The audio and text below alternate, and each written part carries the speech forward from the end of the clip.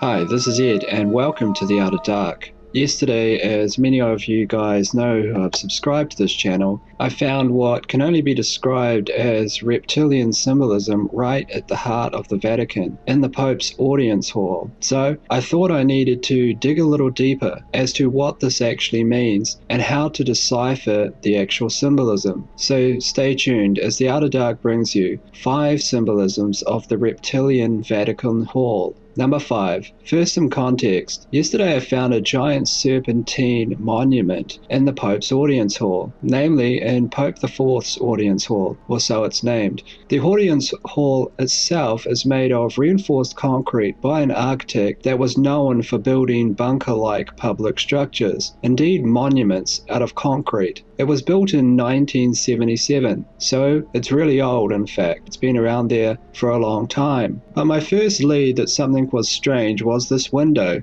and I said, that looks like an eye. It looks like a serpent's eye. So I dug a little deeper, and when I saw the audience hall from the back, where the back audience was seated, it really did take my breath away, since what was revealed was this right here. That is a giant, massive reptilian face shaped into the direct architecture. Everything from the slits in the eyes to the scales to the fangs, there was no mistake about it. But what's behind this hinted symbolism, and what can we see or glean if we dig deeper? Well, number 4, look at where the Pope is seated. We see him here from the back of the hall, that is in fact seated in the mouth of the serpent or reptilian, in the very mouth. This is symbolic of the Pope being the voice of the serpent, in fact speaking the serpent's words to the audience. This might well shake your faith. That is, if you're a Catholic, which I was. I actually went to Catholic school myself and was an altar boy. But here you can see it in plain view. Clear symbolism, clear evidence that something here is extremely wrong. This image hasn't been photoshopped. This is real. This is built right into the architecture that was designed by those within the Pope's inner sanctum. But there is more symbolism. For this, though, we have to go outside. Number 3. Do you see anything strange here? You're looking at the hall itself. Do you see anything weird? Well, if you look carefully, it looks like the head of a giant snake. Can you see it now? In fact, it's almost unmistakable. You can see the snake's muzzle at the front and you can see its eye. It just looks like a snake. To me, this is yet more connective symbolism that what's going on inside matches the outside. Because since here we can see serpentine architecture with ease.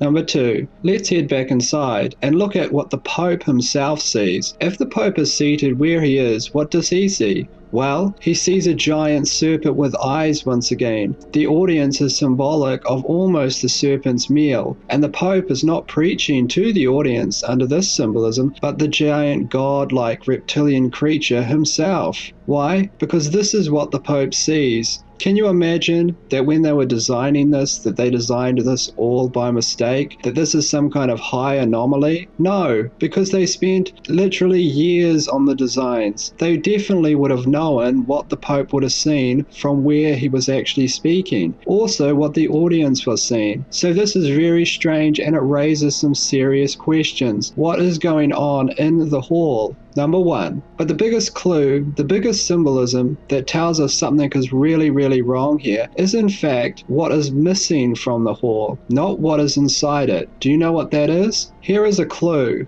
Now, think of the heart of Christianity and think of what symbol it has and think of what you do not see in this hall. You do not see any of it. That's right. There is no Christian cross. There is no cross in the entire building, at least no large statue, wall hanging, or anything. There's no other real Christian symbolism either. There's no Virgin Mary, there's no Joseph the carpenter. There is indeed nothing anywhere. All of these symbols are missing. But you might say, what about that 10-ton bronze statue that's seated behind the Pope, where, as the Vatican states, Christ is being resurrected from a nuclear apocalypse or a nuclear bomb? To which I would say, this, I believe, is a direct corruption of symbolism. That is, they've taken the former Catholic symbolism symbolism of Jesus Christ, and they've displayed it in a corrupted manner, therefore corrupting its meaning. This is just not the way that you display Jesus Christ in any kind of Christianic religious order. You don't display Jesus Christ with massive wings on his back, rising up from an atomic apocalypse. You just don't do this. Look at representations of Christ from the past, just to compare. Take a look.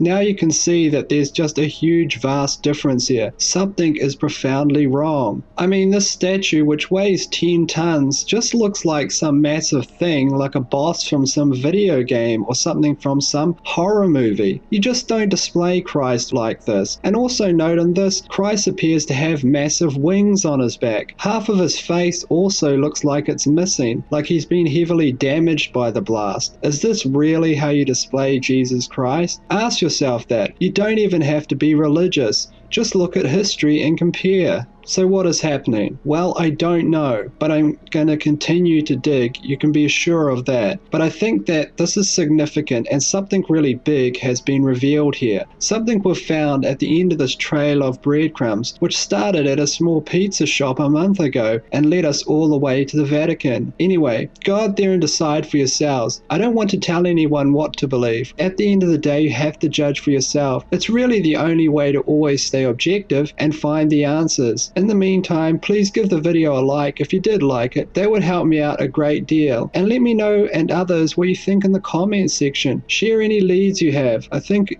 right now at a time like this, it's important to stay informed and crowdsource our ideas. In the meantime, this is Ed from The Outer Dark, and until next time guys, I'll see you later.